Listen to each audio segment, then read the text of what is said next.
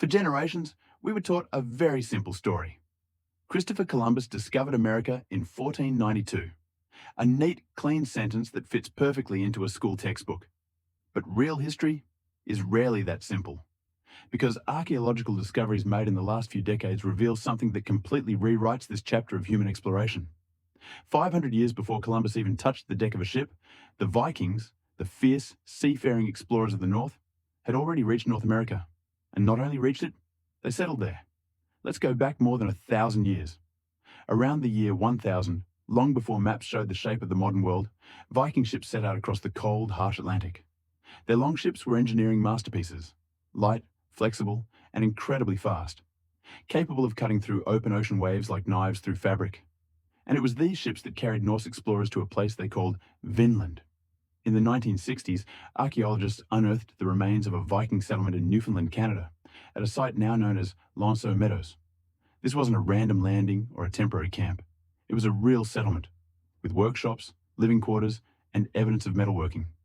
The Vikings lived there, repaired their tools, built ships, and explored the surrounding land. This was the first proven European presence in North America. Not Columbus, not the Spanish crown, not the Great Age of Discovery, but a group of Norse explorers who arrived half a millennium earlier. So why weren't we taught this in school?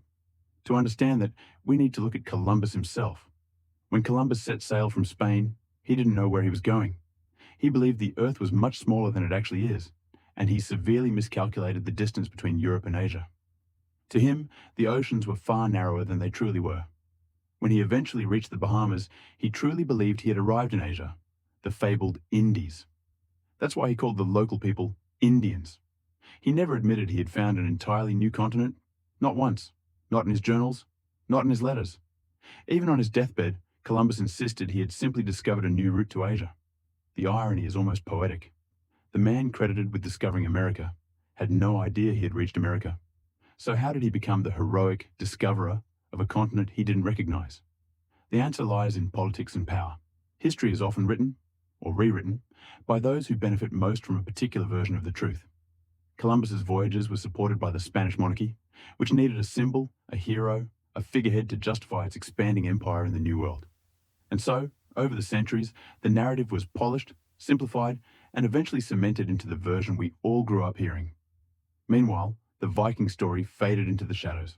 Their presence left no lasting empire, no global political influence, no large-scale colonization. Just a quiet settlement on the wind-beaten coast of Newfoundland.